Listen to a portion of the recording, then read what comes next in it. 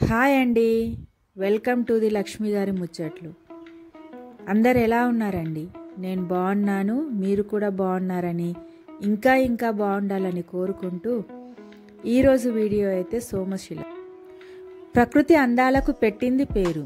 కృష్ణానది ఒడ్డున నల్లమల అడవుల నుంచి సాగే ఈ ప్రయాణం ఎంతో ఆహ్లాదకరాన్ని అందిస్తుంది. ఈ పచ్చని పంట పొలాల నడుమ నుంచి సాగే ఈ ప్రయాణం మీకు కూడా బాగా నచ్చుతుందనే నేను అనుకుంటున్నాను. సోమశిల మన హైదరాబాద్ నుంచి 180 కిలోమీటర్లు, మహబూబ్ నగర్ నుంచి 110 కిలోమీటర్ల దూరంలో అయితే ఉంది. ఇది నాగర్ కర్నూలు జిల్లా కొల్లాపూర్ మండలంలో ఉంది. కొల్లాపూర్ నుంచి 8 కిలోమీటర్లు ప్రయాణం చేస్తే మనకు సోమశిల వస్తుంది. సోమశిలలో నైట్ స్టే చేయాలనుకున్న వాళ్ళకి రూమ్స్ కూడా దొరుకుతాయండి. అంతేకాకుండా ఏపీ టూరిజం వాళ్ళవి హరిత రిసార్ట్స్ కూడా ఉన్నాయి. ఏసీ నాన్ ఏసీ రెండు కూడా మనకు దొరుకుతాయి.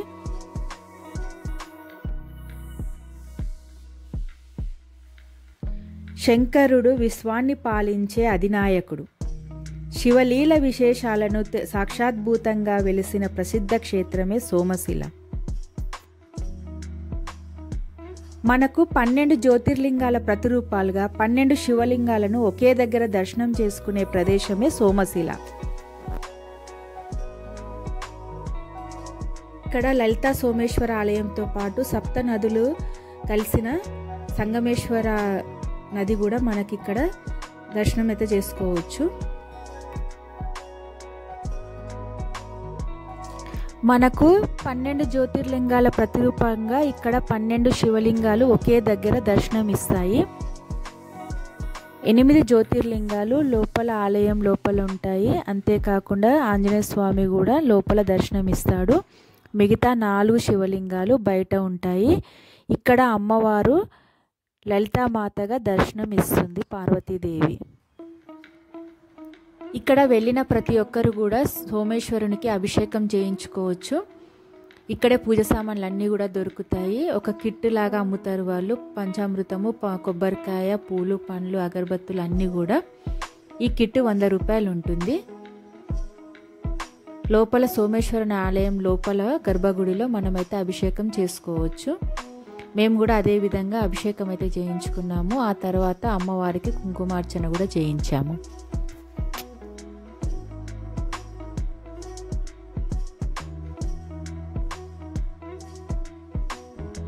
ఈ ఆలయం చాలా పురాతన ఆలయము. 32 స్తంభాలతోనూ 8 ఆలయాలతోనూ ఈ ఆలయం అయితే నిర్మించి ఉన్నది. ఈ ఆలయం యొక్క చరిత్రను మనము ఇక్కడి పంతులు గారి ద్వారానే విందాము రండి. భావన ఏది భావన?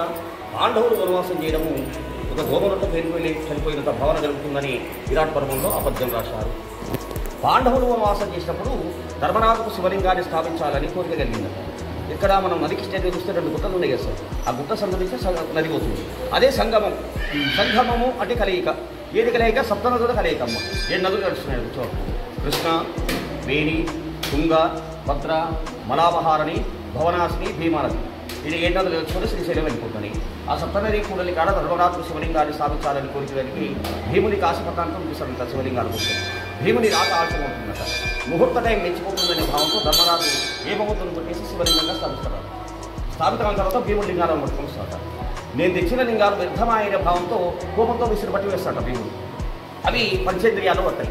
పంచ అంటే 5 స్థలాలు. ఎక్కడిక్కడ సోమేశ్వరం, సిద్ధేశ్వరం, కపిలేశ్వరం, మల్లేశ్వరం. ఇక్కడ అమ్మవారు లక్ష్మీ, పార్వతి, సరస్వతి అమ్మవార్ల కలయిక లలితాంబికాదేవిగా అవతరించి ఉన్నారు. ఇక్కడ శ్రీచక్రం కూడా ఉంది. నిత్య కుంకుమార్చన శ్రీచక్రం దగ్గర జరుపుతుంది. పాండవులు అరణ్యవాసానికి వచ్చినప్పుడు ఈ సప్త నదుల దగ్గర స్నానం ఆచరించడానికి అనేసి వచ్చిండంట. అయితే ధర్మరాజుకు ఇక్కడ ఒక శివలింగాన్ని ప్రతిష్టాపన చేయాలని కోరిక కలిగింది. అప్పుడు భీముడిని కాశీకి వెళ్ళి ఒక శివలింగం దెమ్మని పంపిస్తాడంట. భీముడు కాశీ నుంచి శివలింగం తెచ్చే లోపల సమయం ఆసన్నమైందని చెప్పేసి ధర్మరాజు ఒక వేప చెట్టు మొద్దు నుంచి శివలింగాన్ని తయారు చేసి అక్కడ ప్రతిష్టాపన చేసేసింది. అయితే భీముడు నేను తెచ్చిన శివలింగం వృధా అయిందన్న కోపంతో ఆ శివలింగాన్ని విసిరివేయగా అది 5 స్థలాలలో పడిందంట. దాన్నే సంగమేశ్వర, సోమేశ్వర, మల్లేశ్వర, సిద్ధేశ్వర, కపిలేశ్వర అనే 5 ప్రదేశాలలో పడ్డది. ఈ 5 ప్రదేశాలని పంచారామాలని అంటారు.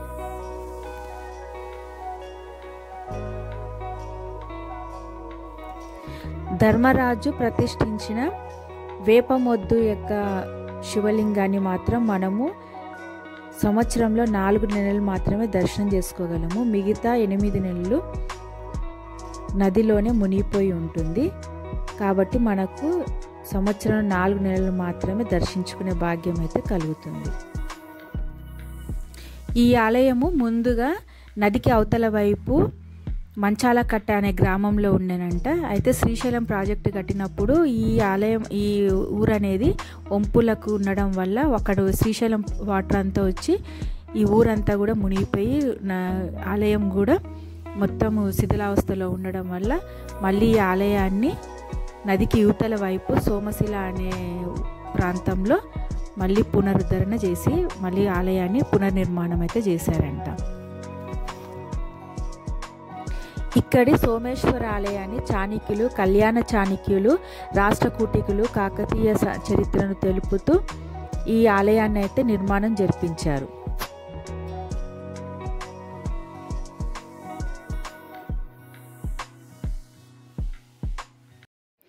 ఈ ఆలయము 1980లో పునర్నిర్మాణం అయితే జరిగింది. ఇక్కడ పుష్కరాల టైంలో శివరాత్రి, కార్తీక మాసంలో విశేష పూజలు జరుగుతాయి. అప్పుడు జనసమూహం కూడా ఎక్కువగా ఉంటుంది.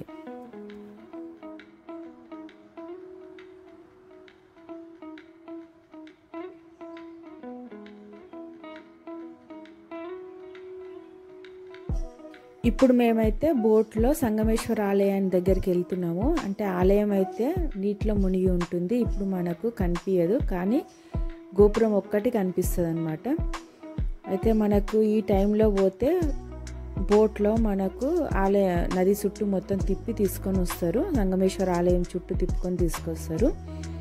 ఇక్కడ నుంచి శ్రీశైలంకి కూడా లాంచ్లు ఉన్నాయంట. మనకు బోట్లో ఈ నది చుట్టూ ఒక రౌండ్ వేసి తీసుకొస్తారు. దానికి వాళ్ళు ఒక్కరికి 200 రూపీస్ తీసుకుంటారు. ఇంకా మనము ఒక బోట్ మొత్తం మన ఒక్కరికే కావాలంటే ఒక 4-5 ఫ్యామిలీ ఒక్కరిని తీసుకెళ్ళమంటే కొంచెం రేట్లు అయితే ఎక్కువ ఉంటుంది. మనం బార్గెన్ చేసి మాట్లాడుకొని తీసుకొని వెళ్ళాలి. ఇక్కడ నుంచి శ్రీశైలంకి అయితే లాంచ్లు ఉన్నాయంట. మాకైతే లాంచ్ కనిపించలేదు. మరి లాంచ్ టైమింగ్స్ ఏమైనా ఉంటుందేమో, ఆన్లైన్ బుకింగ్ ఉంటుంది అనుకుంటా. సోమశిల నుంచి శ్రీశైలంకి అయితే లాంచ్లు అయితే అవైలబిలిటీ ఉన్నాయి.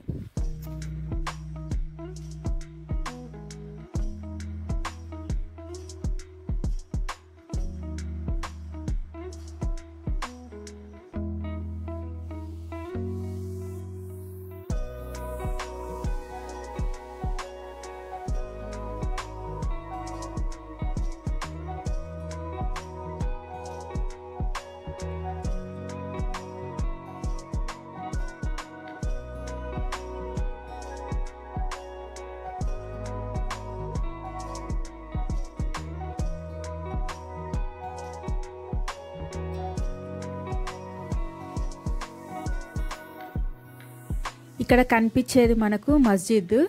ఒక మస్జిద్ మళ్ళీ సంగమేశ్వర ఆలయము రెండు కూడా నీటి ప్రవాహంలో అయితే మునిగి ఉన్నాయి. మనకు ఇది సమ్మర్లో మాత్రమే కనిపిస్తుంది. ఈ రెండు దర్శించుకోవాలి అనుకుంటే, సంగమేశ్వర ఆలయం దర్శించుకోవాలనుకుంటే మాత్రం మనం సమ్మర్లో రావాల్సి వస్తుంది. కానీ వాటర్ బోటింగ్ అయితే ఉండదు. ఇంత వాటర్ అయితే ఉండకుండొచ్చు.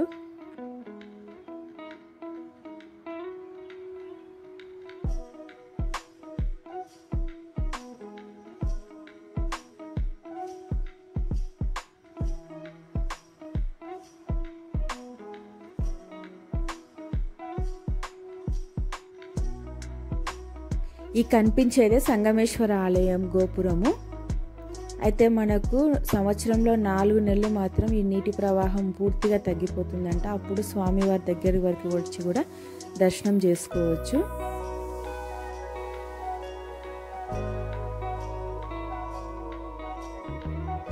మార్చ్, ఏప్రిల్, మే, జూన్ ఆ నెలలో వస్తే మాత్రం మనం సంగమేశ్వరిని దర్శనం చేసుకోవచ్చు.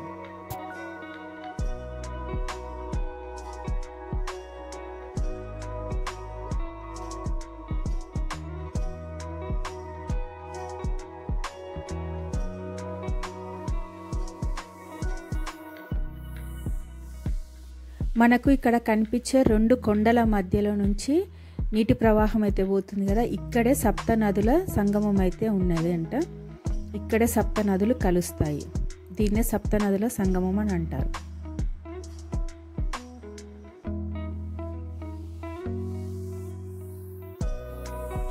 సోమశిల వెళ్ళాలనుకున్న వాళ్ళకి చలికాలమే కరెక్ట్ టైం అండి. ఎందుకంటే సమ్మర్లో ఇంత వాటర్ అయితే ఉండదు, బోటింగ్ మిస్ అవుతాము. ఈ టైంలో వెళ్తే ఏంటంటే వాతావరణం కూడా అనుకూలిస్తుంది, ఆధ్యాత్మికంగాను విహారయాత్రగాను ఉపయోగించుకోవచ్చు. కాబట్టి ఇదే కరెక్ట్ టైం అని నా ఉద్దేశం.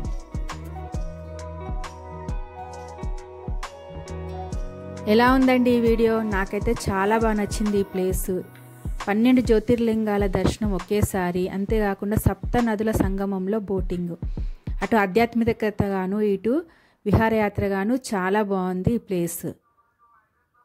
మీరు ఎవరైనా వెళ్ళాలనుకుంటే ఇదే సమయంలో వెళ్ళండి, కరెక్ట్ టైం ఇది. మీకు వాటర్ కూడా ఎక్కువ ఉంటుంది కాబట్టి పోయినందుకు చాలా హ్యాపీగా అయితే ఉంటుంది. ఇటు పిల్లలకు కానీ ఇటు పెద్దలకు కానీ చాలా బాగుంటుంది ఈ ప్లేస్.